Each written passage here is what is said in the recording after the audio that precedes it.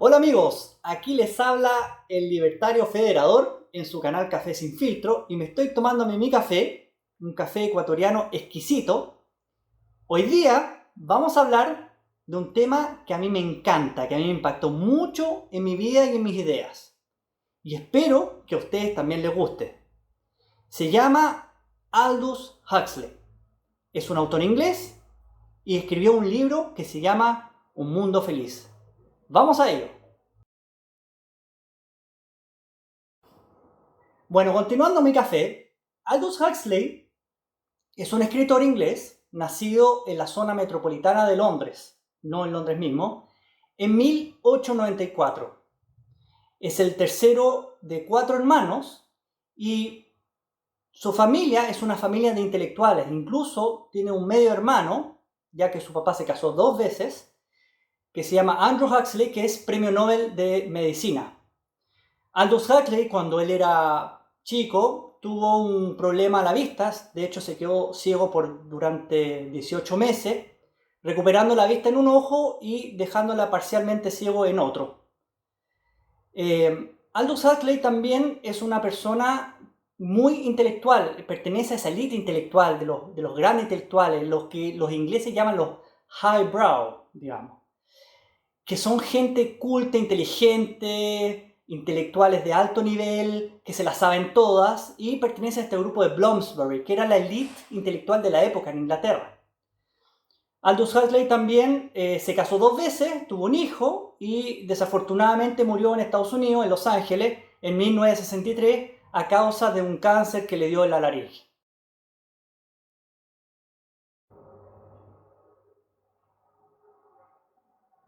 Bueno, ¿cuáles son las obras de Aldous Huxley? Bueno, él tiene ensayos, novelas, cuentos y literaturas de viaje. Es un intelectual que ha escrito muchas cosas.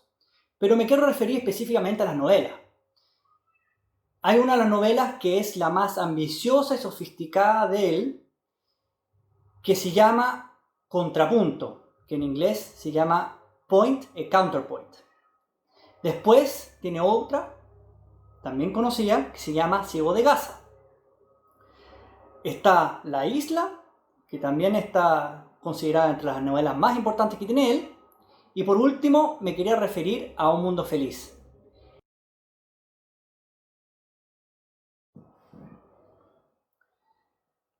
Bueno, con respecto al Mundo Feliz, que es la obra que me quería detener y analizar un poco con ustedes, es una obra que tiene la particularidad que se ambienta en el tiempo, en el año 141 después de Ford, que es Ford el que da la temporalidad antes de Ford y después de Ford, y lo que correspondería al 2049 de nuestro calendario cristiano.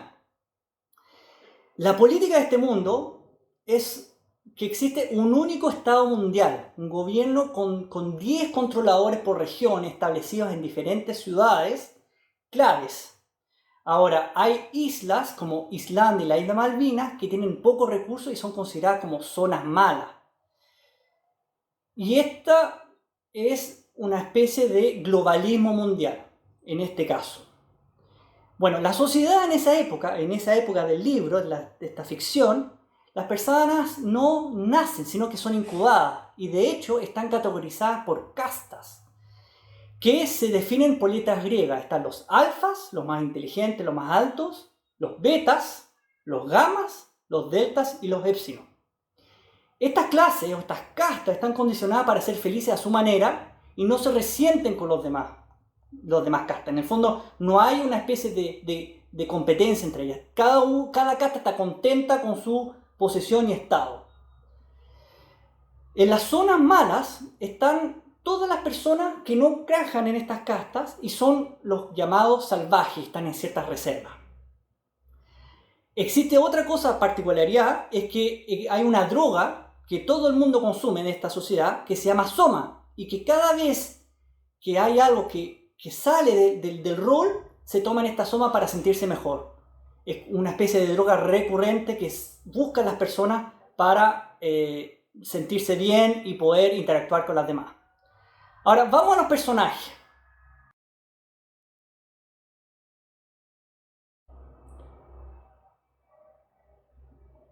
Bueno, los personajes más importantes de la obra son personajes que el escritor juega con los nombres, o sea, no están relacionados su función y los nombres que él tiene, pero él juega con los nombres en la parte satírica de la obra. El primero es Darwin Bonaparte, que es un paparazzo, que está en la parte de producción de films, etc., y que hace mención a Darwin por Charles Darwin, que es el famoso de la evolución, y Napoleón Bonaparte, que fue el emperador de Francia y que fue líder y llevó a Francia a varias guerras. El otro personaje que yo encuentro que se destaca en la obra es Lenina Crown, y Lenina por Lenin, que es el revolucionario marxista de la Revolución Roja, antes que la Unión Soviética fuera soviética, contra el zar. Y ella era una trabajadora genética en el rol de la obra. Después tenemos a Henry Foster, Henry por Ford, que es el administrador de cultivo y actual compañero, pololo de Lenina. No hay pololos, pero digamos novio de Lenina, pololo en chileno. Otro más es Benito Hoover, que junta a Benito Mussolini y a Edgar Hoover, que era el jefe de la FBI. Y este era un otro de los amigos de Lenina que tenía. Los usa porque fueron famosos en esa época, tanto Hoover como Benito Mussolini. Después tenemos a Bernard Marx, que saca el apellido Marx de Karl Marx, que es uno de los ideólogos del marxismo, que es el comunismo, y que es un psicólogo, un alfa más relacionado con Lenina en el futuro de la obra, con el desarrollo de la obra. Después tenemos a Mustafa Mond. Mustafa Mond es un líder dentro del mundo donde se describe, es un líder de la Europa occidental, y es el controlador de esa parte. También está Helmut Watson, que es ingeniero emocional que escribe para la prensa y es uno de los mejores amigos de Bernard Marx y es uno de los pocos que entiende a Bernard Marx en su psicología. Bernard Marx, acordémonos que es un personaje atípico. Y otro de los protagonistas importantes es John el Salvaje. Es aquel hijo de dos personas de la sociedad que fue concebido y se quedó en la reserva en el sur de Estados Unidos y vivió entre los sumis. Esos son los personajes importantes de la obra. Bueno, en cuanto al argumento de la obra, y ojo que van a haber spoilers, les voy a contar al final de la obra, ojo para los que no la hayan leído, las podemos dividir en tres partes principales: la introducción, la visita a la reserva y la conclusión, que es el salvaje que va a visitar la sociedad. En la introducción, más que nada, se muestra cómo es el mundo, en qué ubicación están, y se muestra a dos personajes principales. Lenina, que es, como les dije antes, la perfecta ciudadana feliz, neumática, tiene un comportamiento en el cual se encuentra satisfecha y cumple esa función en la sociedad, y para ella le es suficiente. Cada vez que siente algo diferente o tiene un desliz de tristeza o de felicidad, toma Soma para sentirse bien. Más que nada es eso. Esa es la primera. Y la segunda personaje es el famoso Bernard Marx, que intelectualmente es superior a los alfa, es un alfa más, digamos, pero es más pequeño, más chico de porte, y por lo tanto él se siente frustrado y le va peor con las mujeres de alfa, se siente menor a los demás y él prefiere ser infeliz en su vida en vez de estar tomando Soma y sintiéndose estable. Y siempre está expresando ese inconformismo constante, que no, porque todo es así, etc. Y es el que se le ocurre ir a la reserva salvaje donde lleva a Lenina. La segunda parte del libro es la parte, como la trama, la visita de Lenina y Bernard a la reserva. Y aquí aparece el otro protagonista de la obra, que es John el Salvaje. John el Salvaje es una persona que es concebida, no está fecundada, no está incubada como los otros, sino que es un error de dos personajes, que es Linda, su mamá, el mamá de John, y uno de los jefes de Bernard Marx. John vivió en una reserva en el sur de Estados Unidos que se llama Zuni, que es una reserva indígena, y él empieza a ser educado, más que nada influenciado por lo que su mamá le enseñó a leer, y tenía pocos libros, y por lo tanto uno de los libros que tenía era William Shakespeare, y por eso que en muchas pasajes de la obra él cita a Shakespeare. Y la tercera parte de la obra, que es como los capítulos finales, es el choque cultural. Es cuando este salvaje, John, es llevado al mundo feliz.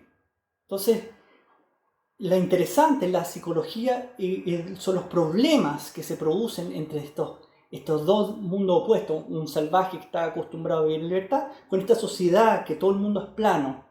Entonces, primero asegura una felicidad continua, la sociedad debe ser manipulada, la libertad de elección y expresión se debe reducir, no estamos todos en nuestras castas, se inhibe el ejercicio intelectual, no somos más inteligentes de lo que queramos, no nos expresamos más, y si pasa eso tomamos soma.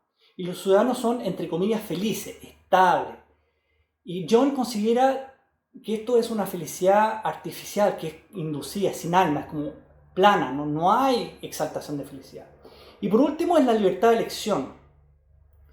John siente que no pueden elegir ahí. La inhibición de todo tipo de expresión hace que tampoco haya búsqueda intelectual, que haya cosas por las cuales las personas tienen que luchar para salir en la felicidad. Y eso a John se le produce un problema inmenso. Ahora, este problema se muestra al principio en la introducción de la obra, por Bernard, si podemos entender, y después se contrapone con John cuando él va a la sociedad, que es la tercera parte del libro. Ahora, John, cuando está en esta sociedad, no puede suprimir el deseo que tiene hacia Lenina, tiene un fuerte deseo sexual hacia Lenina, y lo considera inmoral porque él fue crecido con otro tipo de valores, y al no poder expresar este deseo de estar con ella, tiene un remordimiento, y eso, sumado a la muerte de su mamá, siente una gran impotencia, por lo que se produce en el libro que él se queda en la sociedad, Bernard, que lo había traído, se va con su amigo Watson, y John trata de buscar una vida como ermitaño, trata de buscar estar solo, vivir solo, y hace autoflagelación y cosas de mortificación. ¿Por qué? Porque quería sentir. Pero este gallo John es salvaje, es una persona que tiene que estar al centro de la noticia, y por lo tanto los paparazzi, la televisión va siempre buscar a sacarle fotos, a grabarlo, y por lo tanto esta morbosidad atrajo a las personas, entre ellos Lenina y muchas personas, y John cae a la tentación del sexo y el soma, y lo que ocurre es que a la mañana siguiente sentirse con este remordimiento de lo que había hecho en la noche anterior y desesperación de no saber qué hacer, se suicida. Ahora, ¿qué es lo importante de esto? Bueno, son las curiosidades que tiene esto. ¿Por qué John se suicida? ¿Por qué se siente diferente? Esas son las cosas a las cuales uno se pregunta al final de la obra. Bueno, algunas de las curiosidades de esta obra es que Ford, la creación del modelo T de Ford, en 1908 fue el año cero para esta civilización, y se ubica en el 141, lo que quiere decir, después de Ford, lo que quiere decir 2049 en el calendario cristiano. Ford es como el Dios, ¿ya? Y entonces se usa el Oh my Lord, se reemplaza por Oh my Ford, es decir, oh mi Dios, oh mi Ford. Ese es el reemplazo. Esa es una cosa curiosa que tiene. La otra cosa curiosa es que no hay familia, no hay monogamia, por lo tanto las orgías y el poliamor son considerados como normales y como sanos. Como les dije anteriormente, los nombres de los personajes tienen relación con algunas personas históricas, eso se lo expliqué anteriormente, y hay algunas cosas curiosas. Por ejemplo, el grupo de música de heavy metal Iron Maiden utilizó el nombre Brave New World, Un Mundo Feliz, para su álbum. El director americano Michael Bay hizo una película que se llama La Isla, donde utiliza este sistema de castas que dio Huxley, y en una película que se llama Demolition Man de Sylvester Stallone, una de los personajes se llama Lenina Huxley. Algunas citas curiosas de esta obra, y se las voy a leer. Dice: la civilización no tiene ninguna necesidad de nobleza ni de heroísmo. Ambas cosas son síntomas de la ineficacia política. Esto viene de Mustafa Mond y se refiere directamente a cómo controlamos las personas a través del soma. Si no hay control, hay ineficacia política. Otra citación que quería también, que me llamó mucho la atención, dice, la población óptima es como el iceberg, 8/9 bajo el agua y 1 por encima. O sea, 8/9, 8 partes de la casta bajo el agua y 1 por encima. O sea, que hay una élite que siempre va a controlar la sociedad. Y esto tiene mucha relación al marxismo, a estos socialismos elitistas. Por último, queremos llegar a las conclusiones, quería llegar a hablarle algunas conclusiones de esta obra, que Mundo Feliz se adelanta por casi 2 décadas a 1984 de Orwell. La gran diferencia, bueno, las críticas de Orwell contra el totalitarismo, en cambio, Huxley hace del avance científico intrusivo en la vida individual. Cómo los avances científicos influyen en nuestra individualidad para que podamos ser controlados. La otra cosa que es bastante parecida al marxismo y al socialismo en general es la división clasista por castas de las diferentes personas, siempre habiendo una élite que va a gobernar sobre la otra. Y por último, es otra manera de ver el mundo que puede ser, yo diría que Huxley y Orwell se complementan en ciertas cosas. Por ejemplo, que en ambos hay diferentes castas, una son los dictadores del mundo y el otro son los alfa, beta, gamma, que siempre hay una dictadura, ya sea de grandes territorios, pequeños, medios territorios, que siempre hay algo sobre el placer, algo sobre el circo. En el caso de Huxley está la visita a la reserva y el soma, y en el caso de Orwell están los 2 minutos de odio, cuando las personas se sientan y odian a Goldstein. Ahora, personalmente siento que Orwell es más realista en cuanto a que se sitúa en una realidad actual, y Huxley es más futurista porque habla sobre tecnologías científicas que todavía no utilizamos. Por último, si ustedes tienen otra, por favor, háganmela saber a través de sus comentarios. Bueno amigos, esto es todo por hoy. Si les gustó el video, denle like. No se olviden de comentar, suscribirse y ponerle a la campanita acá abajo. Aquí les habla el Libertario Federador en su canal Café Sin Filtro. Y nos vemos la próxima semana con una nueva entrega. ¡Hasta luego!